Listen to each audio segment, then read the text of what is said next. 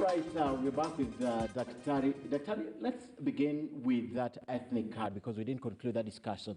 It's very important, and you have enumerated the importance of that and the reason why it's important to go back to your backyard and begin it from there. But again, your backyard right now, when you made the announcement, there are people from your backyard that says the entry of Mukhisa Kituyi, Daktari, is inconsequential to their bid to, because they've been talking about this for a long time. That dismissive attitude, Daktari, that it's inconsequential. They don't see you playing as a major league in Western Kenya. Yeah? Yeah. That's a statement, that's not a question. Yeah, they don't see you, but they are concerned that they're saying they're dismissing your entry. It is a welcome statement. If I'm inconsequential, it will be abundantly clear in a very short while. It does not become the matter just because one of my competitors says I'm inconsequential. You get it? Yes. So their word and my word are not as important as inevitable reality that will confront us over the next few months. Okay. Before the end of this year, it should be very, very clear who is the man of the moment or woman of the moment in Western Kenya politics. It's not about a self-declaration by any of us. And I think that's important. But you should start seeing some of the signals like well as away. There have been a very significant number of politicians who are drifting towards Ruto in that region. And since I came back, a very significant number of them are getting away from that alignment. Why are these more consequential politicians not able to explain why on their watch Ruto was gaining ground in their region?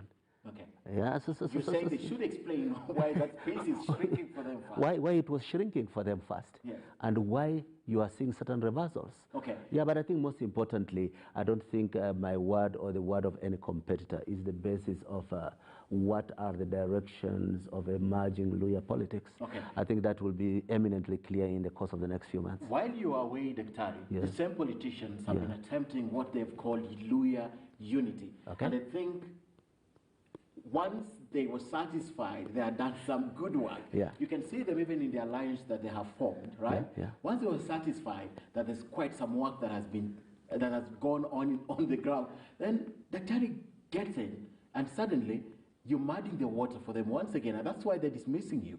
But if I'm inconsequential, I cannot muddy the water. But I think you're compromising the work they've been doing. But precisely, either I'm compromising their work or I'm not consequential.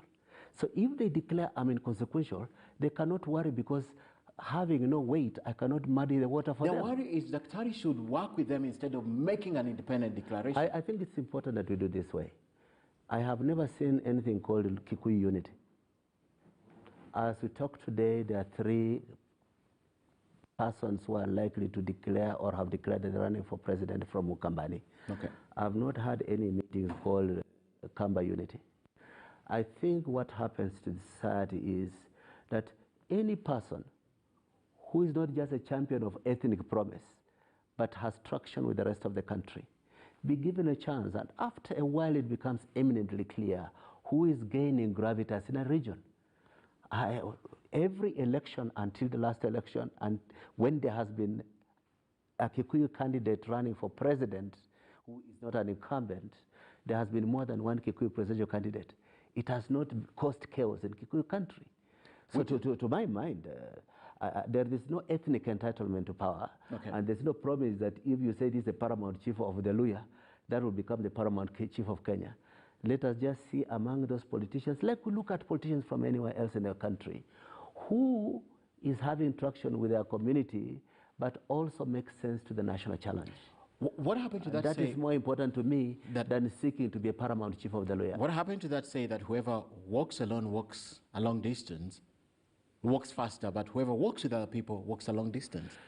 It's a very, very useful saying. Any person who is credible to be a leader of Kenya must not walk alone, must walk with other people. And that's what they're calling at home. Who are they? The presidential candidates. I have interviewed Moses Wetangula. Yeah. I've interviewed Musalia Mudavadi. I don't remember the last time Wetangula declared he was a presidential candidate. That was just before he joined CORD. No, but if you look at it this way, Moses Wetangula comes from Bungoma County, where I come from. I have not heard him at any function in Bungoma County declared as a presidential candidate. And I've not seen a single MP whom he has delivered to Musalia in the name of Luya Unity, that now this is from Bungoma County, is supporting your aspirations for president. I think where we are, it's not about who is working with who. Yeah. I am working with the governors of Bungoma, Kakamega, Vihiga, and Busia. Those are also leaders. I don't think you can reduce leadership in Luyaland to Musalia and Wetangula. Their interest is walking a long distance. But which is the distance they're walking? The distance that Kenyans have to walk, and we should not hide this in subterfuge. Kenya is looking for coming back better after COVID, trying to create opportunity for young and vulnerable, unemployed and underemployed youth, repairing the damage caused by COVID on sectors like small, medium enterprises, the hotel industry, repairing the damaged rural industry, sugar factories, paper factories, strengthening the momentum that's emerging in coffee and tea. These are not about ethnic candidates working with each other. Okay. They're about people who are working together with nationalists, okay, looking for national solutions, not an appearance of paramount chiefs of a tribe. Paramount chief. Daktari, you mentioned, very interestingly, very few examples of where you have not had Kamba unity, but you are forgetting there are areas that we've also had unity. I'll tell you, for example, Luo land. Yes. As long as Raila Odinga is running, and look at what happened to the Luo candidates who've always wanted to be president. Yeah. Look at what has happened. You've not mentioned that the coast is also angling for the same. They're calling for a unity of the coast. It's been dismissed, but doesn't mean they're not calling for it, right? You have forgotten also that in central Kenya, Mount Kenya region, there's this also push to have a spokesperson after Uhuru Kenyatta, and you've seen what's happening. That's what you're forgetting, Doctor. No, I am not forgetting any of those.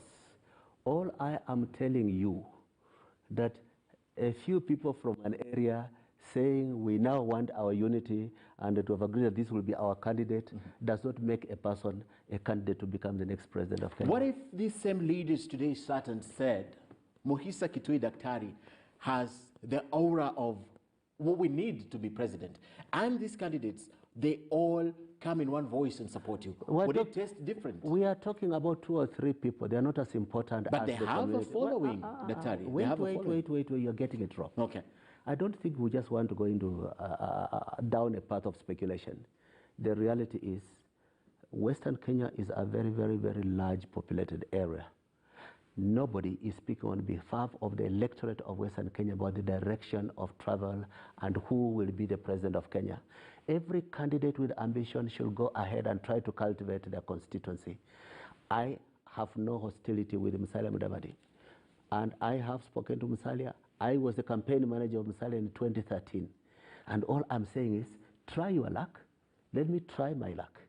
The nation of Kenya will see if one of us is emerging as the kind of person who captures the imagination to understand their challenges and embody their hopes. Okay. And that signal will become so clear that the other will be obliged.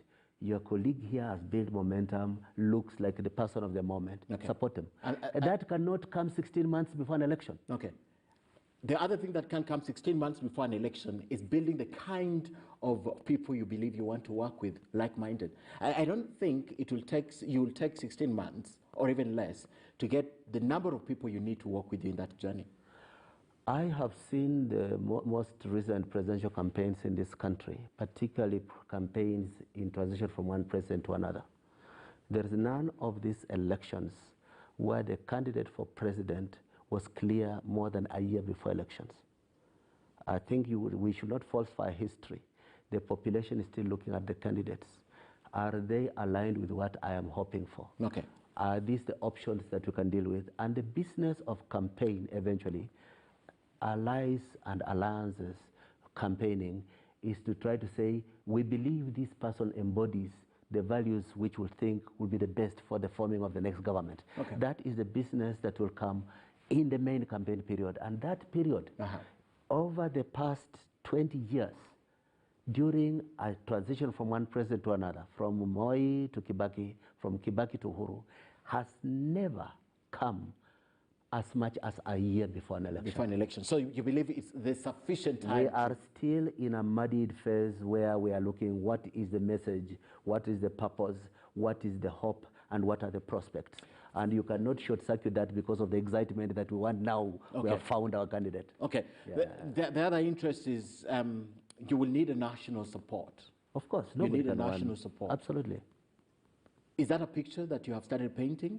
The kind of I am not painting a picture. I am believing that nobody alone can win power and has a right to look to win power in Kenya. We have to start building people who have a shared direction of travel. Is this a discourse of the Kenya that I believe I want to bequeath to my grandchildren? Are there enough people who believe that this is a message I want to grow? Are enough people who say you offer them space to write their own dreams and aspirations? Those are the issues that will start aligning people. Okay. Those who say we want more of what we've had before. Those who say there is something that we should have had or not having. Those who say I've been in power, I want to run by my record. These are the things I've been doing when I've been senior in government. If you like them, support me because we'll have more of those. Okay. Those are messages that are developing. Okay. But we cannot jump 14 months out to conclusion that now time is running out. No, that's not true. Okay. And you're telling me, apart from just looking at it from that level, Kenyans can buy into this dream and believe in Dr. Mukhisa Kituyi. Kenyans who are inherently ethnic, Kenyans who will retreat to their backyards during elections. I don't think Kenyans are inherently as ethnic as sometimes you want to put it, but I put it this way, that Kituyi may be part of a team of people whose direction of travel, whose things that they articulate as what they stand for and they hope for, whose proposed solutions to national challenges can touch the sense and identity of many Kenyans. That the process of campaigning is not only finding people who are traveling in that direction with you, but trying to win over the expectation of the electorate that you are the better alternative. Okay. That is the campaign that's ahead of us. That is something you can sell to Kenyans? I believe something there are enough of us in this country who can grow that message and who can market it popularly as what Kenya needs. You're really outward looking, Dr. and I like that. But tell me, from UNCTAD, Member of Parliament, Minister, UNCTAD, do you have the money? Money is a big thing in the country to win an election. Do you have the money to go around the country? If you find a Kenyan who on his own has enough money to run for president, he cannot be a solution to corruption. I don't think that any individual can raise out of their own thrift and business suave, decent, clean business, enough money to win a presidential campaign. What it means is that you have to identify sources of finances that are legitimate by getting to unlock the potential of those who share your view of where the country should go, to share with you in their own resourcing. Okay. So to say you start off with the money, it's like the money to buy presidency or the money to do harambe in every church in the country. I don't think that that has been part of what has been driving the Kituyi candidature. Okay. But once they finance you, they'll be beholden. It depends on what kind of finance you Who will have that money off my head? No. I would rather not be president than be compromised by dirty money to make pledges that defeat the very purpose for which I am saying I'm ready to risk the pain, the humiliation, the exhaustion of running for office. Okay. So there are limits to what kind of money you can take.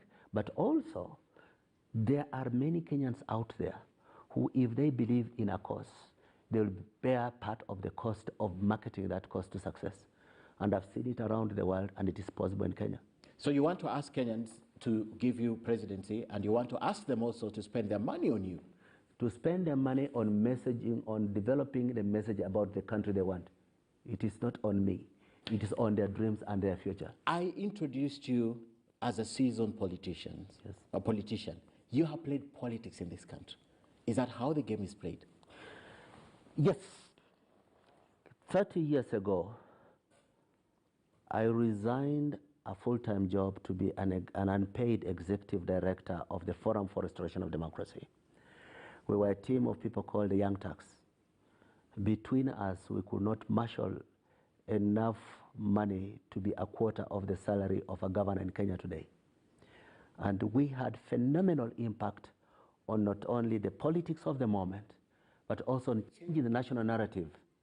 We made tactical mistakes, which aborted the second liberation, but it became very clearly demonstrated that if you have correct things you're trying to market to Kenyans, you show your democratic credentials, you show your decency, that you are not going to be corrupted, and you are showing empathy with the poor, the vulnerable, you can get attention and support in this country. That message should never be buried by the subsequent use of money to bribe the electorate. Okay. It just means when we don't have a positive message, we try to buy favor. But if we have a positive message, we can get support without money, not without money, but without kind of money doping as a tool for political engagement. Okay. Yeah. That was 30 years ago. My guess is 1992. Okay. That was the moment. You can have that moment in 2022. It came back in 2002. That was also a moment. Okay. Moments are created. They don't come by accident. And I'm just saying, those who want to play the politics, the things will roll on, and the laissez-faire will create opportunities, and some will buy their way out, are one direction of politics. Okay. But those of us who have been players both in the 1992 and the 2002 moments, know that those moments are created by active players. And that's why one of the candidates is trying to create a moment that you spoke about when you said ethnicity, corruption, and pitting the poor against the rich. Okay. So they are creating their own moment. And that moment, you think, what kind of moment do you envision in 2022 that will propel this kind of a dream? I am at the foot camp of a mountain climb where increasingly I am getting to hear quite unexpectedly large group of people who are also responding to this, that we cannot use division as a basis of winning power. Okay. And it is gaining traction. I think there's also another important thing. When I came back to the country on the 14th of February, the main discussions were Tanga, Kileweke, pro-BBI and BBI. And at a press conference in the Serena Hotel, Nairobi, I said, I want to be part of a team that wants to mainstream policy as a basis of choosing leadership, that the economy matters, that the livelihood of the vulnerable matters, that national recovery after the economic disruptions of COVID matters. Within 3 weeks, every significant political competitor started talking economics, meaning that when provoked by concrete drive towards policy, even those who have been playing another strange intrigue start talking issues of policy. And to me, that was a signal that finding a sufficient quorum, we will change the narrative of Kenya politics to how do we give a hope to the youth of this country. Is that a language we understand? That's a language you can translate into little text that people understand. I think you want to force it down our throats. I will not force it down your throats. I will help you to amplify it as we break it into segments. Are you telling me you're moving away from traditional way of doing politics in this country? There is no traditional way of doing politics. There is. No, Dr. No. I have just shown you that traditions in Kenya have been growing over short periods, depending on the main drivers of the political contest at the moment. At that time, yes. And at this moment, there are enough Kenyans who can drive a conversation that policy matters. Not how you win power, but why you want to win power can matter. Okay. And that we force every candidate to talk to what kind of Kenya you're going to create when you become president, and why should we support you? What is in this for my children and my grandchildren? Do you think this language will be understood, Daktari? I'm finding it difficult how you want to speak this language. Will you speak in Kiluya? I'm wondering how they will understand this language. This weekend, I'll be touring Kakamega County. Yes. I'll be saying these things in Kiluya. Yes. And you're welcome to send a KTN cameraman to listen whether the person who has lost his income because of the closure of Mumias, when he listens to the economic of revival message from Dr. Kituyi and talks about what a responsible developmental state can do for the vulnerable, whether it makes sense to them or not. Okay, very interesting. You came in, we have seen you a number of times alongside other leaders with Raila Odinga. Among others? Among others, yes, with other leaders, among others. But we've seen you, and anytime you appear with Raila Odinga, there's speculation, I don't ask who's speculating, is that perhaps you want to work with Raila Odinga. You know, speculation is for free. There's no price to speculating. Do you want to work with him? I have to end a conversation with as many people as possible who have a potential to look at how can we contribute to mainstreaming policy as a driver of Kenya politics. Raila has in the past been an important player along that line. I have asked him his views about this. That's one thing. Secondly, Raila and I have been friends for many years. More than 30 years we've been friends. Catching up and saying, you know, your sense, I said to Kenyans when I came back, there's some things that have been happening I didn't know while I was away. I want to learn. Listen to different political leaders, particularly those who have historically been friends with me, to see their sense of where we are and the possibilities of the ideas that I am having about national renewal. It's part of the learning process. It's part of anchoring my own message. I do that with Raila. I do that with a lot of other persons. There are some people I've seen much more than I've seen Raila. But I continue. As I mentioned to you, as I listen to people, I get ideas. As I listen to people, I also start identifying the people who can have a shared direction of travel with me. Okay. And they are diverse from across regions. You mentioned something interesting, Daktari, that when you came back, you had to talk to several people. You wanted to know what's been happening while you were away. Yeah. The argument is that you lost touch. No. The argument is that nobody knows everything. That you can have some things that you know, and the people who have been on the ground may know some other things that you don't know. It is not a sense of inadequacy. It's the humility of a reasonable person, a wise person, who wants to learn. You don't assume that you know everything. Okay. So that's the reason you're having these conversations. That's part of the reason I'm having these conversations. I use this colloquial word because they say there are only two horses in the country for the 2022 election. Yeah. One is Deputy President William Ruto, who you have dismissed when you mentioned ethnicity, corruption. I have not dismissed him. No, you said about the kind of politics he plays. You cannot go with that kind of politics. I can disagree with your politics without dismissing you. Okay. Mark my word. Draw the line. You may be popular because of a wrong statement. Okay. I can disagree with that statement and say, I don't like what you are saying. It doesn't mean I dismiss you. But how then do you embrace me with a wrong statement that coheres with a lot of people out there? No. The thing is, the purpose of political contest is the counter narrative. I'll give you an example. I've had this thing called kazi ni kazi. All right? Now, kazi ni kazi basically means the job you are doing, don't underestimate it. It's an important job. You can continue doing that job. Don't play it down. In the days of Moi, that statement was put differently. Kaeni hivyo hivyo. Because kazi ni kazi is to accommodate yourself to tolerate what you are doing. Okay. My message is, we can appreciate why you are doing what you are doing right now, but we want to unlock your potential. God did not sentence you to the job you are doing today. We believe we can grow you out of that kazi. So understandable unafanya hii kazi, lakini kesho tutakutafutia kazi ingine nzuri kuliko hii ya sasa. Okay. That is not consistent with kazi ni kazi. So the purpose of having a counter narrative is that we represent a certain different way of looking at what the future should be. Okay. It doesn't mean I dismiss you. Okay. It means I disagree with you. So I think you have to differentiate. But when you disagree with me on a very fundamental issue that I hold close to my heart, a fundamental issue, so fundamental that I say we have to be on the table with everyone.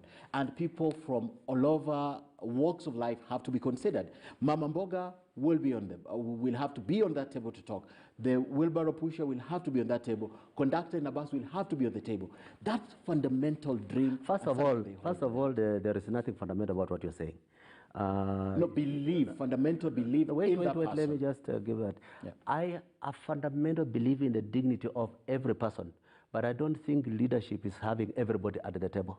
That's one. The second thing, when you are choosing to be a leader, you cannot try to be everything to everyone. Okay. There have to be some people whom you say, I will protect your constitutional rights, but you embody values that I think are inimical to the country I want to build. So, for example, I have committed that I believe Kenya cannot be saved without fighting corruption. There will be people who believe so strongly in the benefits that come with corruption. I will not try to win their support, but I will respect their constitutional rights. To be corrupt? I will respect the constitutional rights to be human beings in the country. and be corrupt? No, we'll meet in court after that. When later you're on. elected? After that. You can't respect that. In fact, any Kenyan who's watching you, Daktari, who says they will not believe, you will not believe in their cause, but you will respect their fundamental I right. do not respect corruption as a right. I respect the constitutional rights of those who are corrupt. They will Which not. is to push. You don't think that corrupt people have constitutional rights? No, they have constitutional rights. But I think you should be to due process. due process. But Yes. you should be telling Kenyans today that these are people I will not even consider. But now you have not even gotten the message I'm giving you very simply. okay. All I'm saying is this. Yes. If you are looking for power, there must be some things you believe so strongly about that you'll not try to win everybody to be on your team. Exactly. And I give you the example of the corrupt. I did not say I believe in the right to be corrupt. I say I believe in their citizen rights, including the right to due process. But I am not going to try to win them to support me to be part of, Because they don't share of being something to everybody. Okay. That is the democratic thing. Well you try explained. to win some and lose some. Okay. And you hope that the ones you win are enough to win power. Okay. That's all I'm saying. Well explained. Would you work with William Ruto? It depends on working on with him on what. Being president of Kenya. So what does that mean? If I'm president of Kenya? No. If you decide today that he embodies your visions and dreams. I've had occasion to say that before. Yeah. That I've listened to what Ruto stands for. He's a strong campaigner. He's a very, very political animal. But there are some things questionable about the level of wealth he has been able to put together. There are a number of things that are differentiating my political idea of the way where Kenya should go from where things Kenya will go. So I am seeing him as the key opposition to what I stand for. Okay. Well said. I'll take you back to Raila Odinga. You've said you've met several leaders, and I also mentioned that there's a joke going around that there are only 2 horses in this country. All right. Right? It's a joke because you are there too, and there are several others. Would you work with Raila Odinga? And the reason why I'm asking this is I'll take you back to the question about Western Kenya leaders who were dismissive of your candidature and called it inconsequential, as I mentioned. But they're the ones who are dismissing Raila the other day as well. They're also dismissing Raila and asking Raila. Do they Odinga say to also go that he's support them? inconsequential? And God support them. But would you work with Raila Odinga at that level of he's president and they believe he's probably pushing you to scuttle their dreams and bring part of the Western Kenya that is really shrinking even for these other candidates? Would you consider that, Daktari?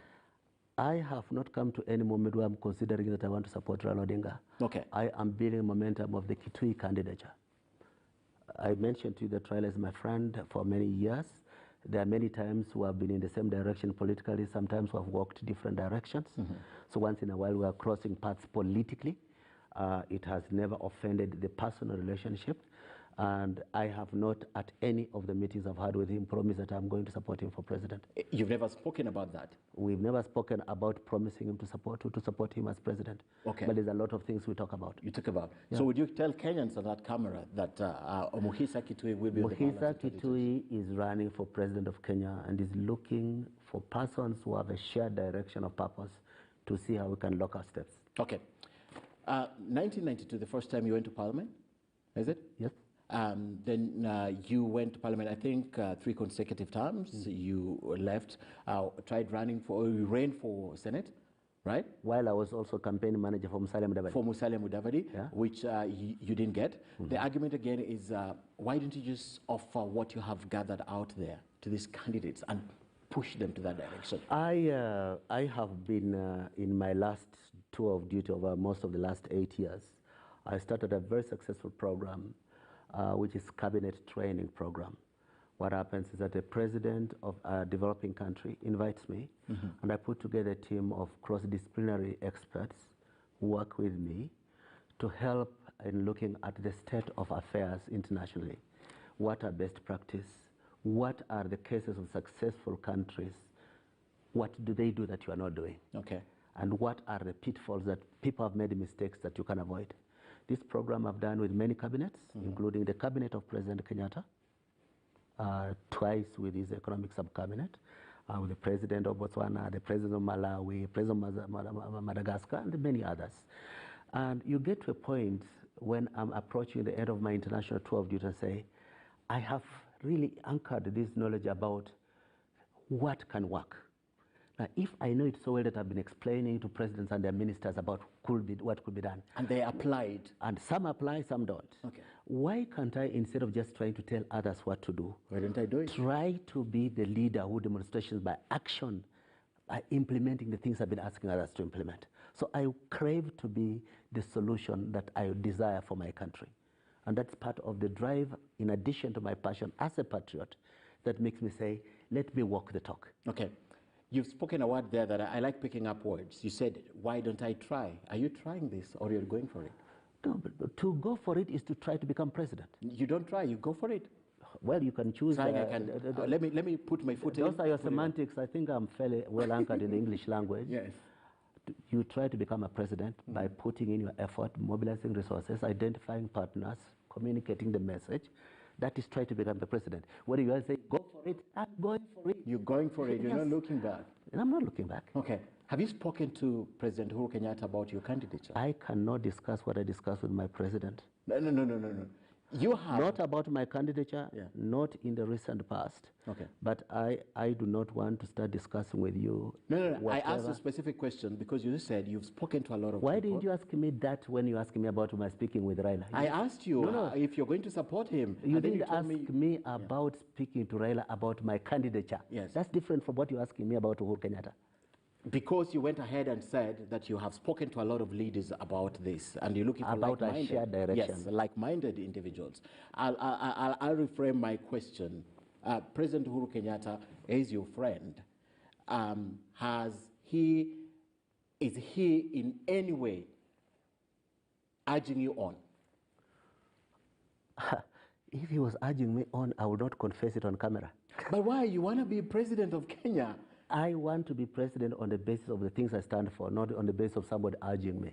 Not supporting, just urging you, saying, Mukhisa, you've done a good job. The president of Kenya is not urging me to become president. Okay, he's not speaking to you about it, or you're not going to discuss what you talk about. Speaking to me is different from urging me on. About the president, about your candidature.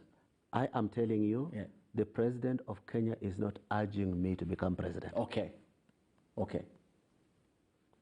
But he knows you want to be president. He reads newspapers, I suppose. You, He watches TV once in a while. And you know you're a doctor, so you're more clever. Huh? Yeah, but The president of Kenya knows most important things happen in this country, and there cannot be any person who goes for months declaring that he wants to be president without him knowing. Without the president But my knowing. concern was just Mukhisa having tea with the president and said, I want to come after you. No, but it is not a position of inheritance. No, I want to come after you. Not I want you to support me, but I feel I should. I think it is futile to continue down that path about what I talk with Because the you're not president going to talk about it. No, I'm not going to say very All much right, about the that. BBI. There's a lot of good things. There are things that people have demonized and say they're not good things. But my question is simple. Having looked at the document, I know you've looked at the document. Is it the answer to our perennial problems in this country about elections? That conversation is long overtaken by events. I have talked before that if I was here during the time that you are constructing the BBI document, I would have talked to some of the weaknesses and some of the strengths. It has positives, it has negatives. But the moment of taking anything from it or adding something is over. What I've been ready to say about BBI is the following, that the different combatants have their rightful places. Okay. But I also believe that BBI is not a panacea of all Kenya's problems. Okay. It may have some positives. Certainly, it will not do anything about reducing the public bill, the wage bill, at a time when we are struggling with how do we reduce the public deficit. Okay. The expansion of the political bureaucracy does not talk to that. But also, in spite of the preamble, I have not seen completely specific provisions in the BBI that will demobilize political tensions in the country. Okay, you haven't seen them. I think 9 talks about it. It talks about how to reduce the ethnic tension, and there are a lot of things. But my interest in that is reforming of our institutions. Yeah. I want your thoughts now on reforming institutions such as the IEBC, for example. Yeah, but that's not the main institution to reform. Part of the problem for me, and I've been a player during the period when IEBC has been evolving, the notion of an independent commission being constructed by members from different political parties is a false notion. Independence is not guaranteed because every party is represented in the body. Independence is guaranteed by the integrity of persons and the protection of the people once they are in office. And I don't think that we have had sufficient conversation about the impact of politicization of recruitment into electoral commission on the neutrality and independence of that commission ultimately. But there are lots more institutions that need to be mainstreamed and strengthened in this country. I think the architecture of public risk financial management has been so porous that it has caused us problems. Remember the president saying that we lose up to 2 billion shillings every month in corruption? I think we should worry about that more than we worry about the electoral commission. We over-politicize, we over-emphasize the importance of the political at the detriment of the economic.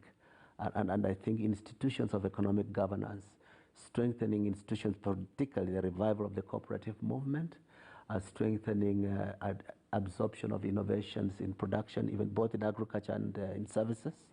These are areas that are so important. We cannot just wish them away so as to talk about managing elections, which I think is part of our national problem. All right, Dr.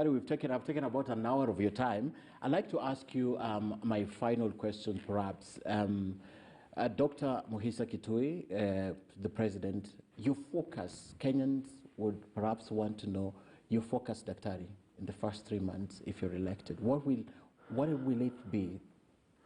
The major thing that Daktari will be looking at the first 3 months? I will set out an agenda which I'm going to announce long before the next election about my first 100 days. But I will quantify some of the things I've had to do in some countries. Over the past 1.5 years, I helped to bring very, very substantial foreign investors to Rwanda, to South Africa, to Egypt.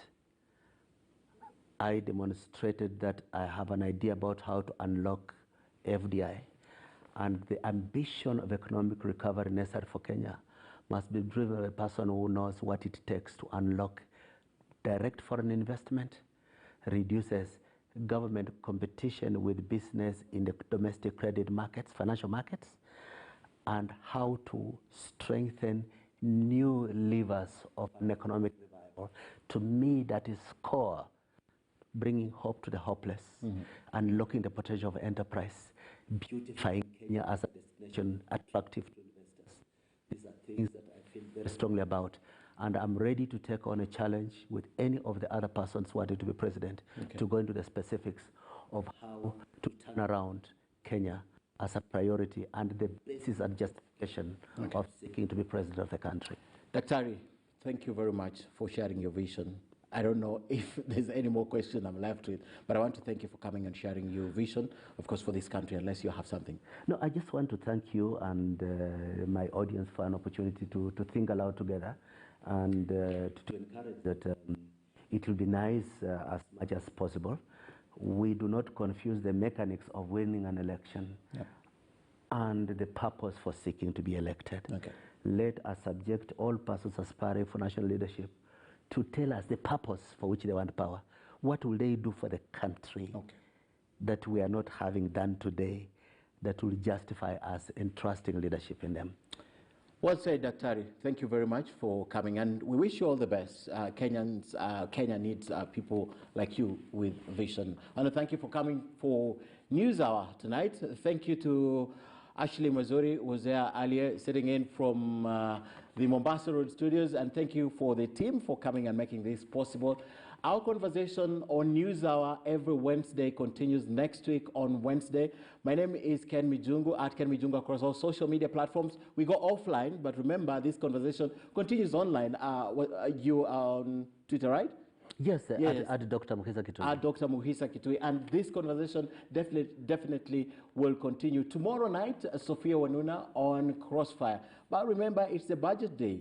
KTN News has this covered for you throughout the day. We break the day at 6 a.m. and we'll be broadcasting throughout. We'll break down the figures to the last coin for you tomorrow. Thanks for watching Newsnight tonight. On behalf of my team, have a good night and God bless.